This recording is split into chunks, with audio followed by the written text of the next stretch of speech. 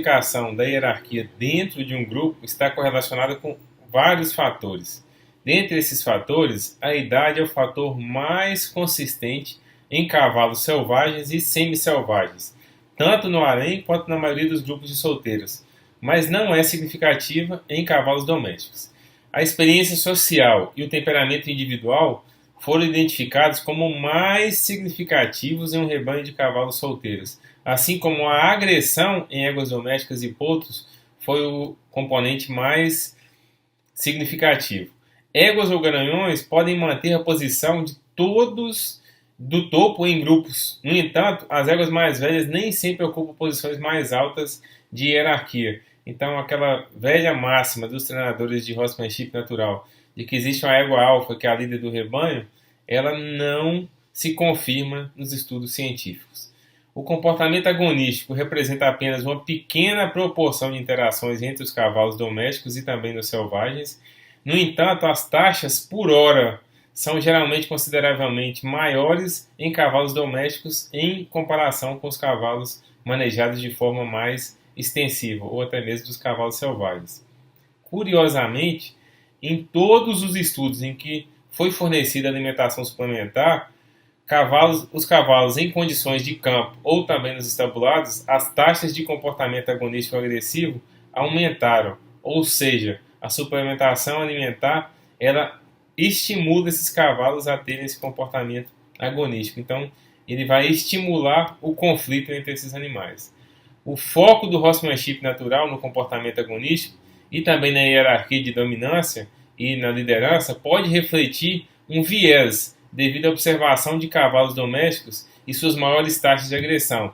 Ou seja, em comparação com animais selvagens, os cavalos domésticos eles apresentam uma relação agonística muito maior, porque eles têm uma maior disputa por suprimento, no caso, e principalmente por alimento, tá? E também às vezes por área.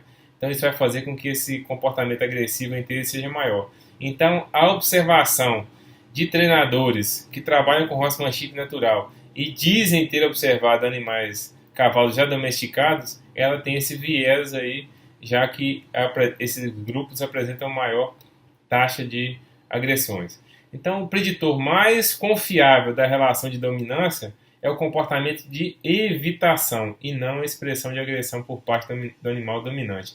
Então, sempre os cavalos, eles têm a tendência de evitar o conflito. Então, o cavalo não vai em busca de conflito, pelo contrário, a criação da hierarquia dentro dos grupos é para evitar o conflito. Então, a hipótese de que evitar um comportamento agressivo específico pode ser explicado como um exemplo também de reforço negativo. Ou seja, esse cavalo vai manifestar um estímulo em relação ao outro e assim que esse cavalo tem uma resposta, esse estímulo é retirado. Então, isso é um reforço negativo. Tá?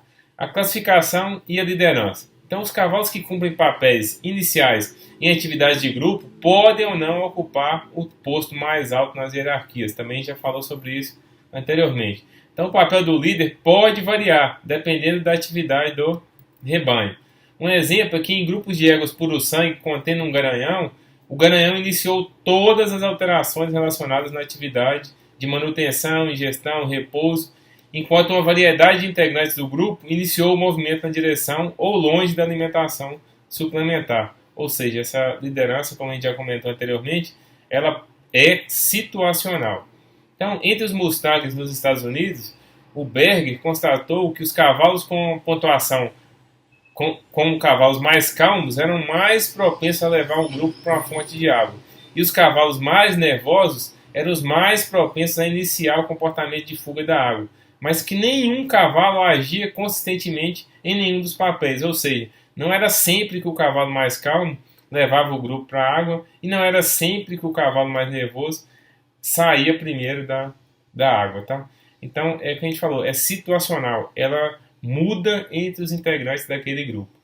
Então, esses dados sugerem que grupos de cavalos podem não ter um líder definido e, consequentemente, a necessidade de se tornar um líder do cavalo durante o treinamento pode não ter nenhuma relevância etológica para o cavalo. Tá?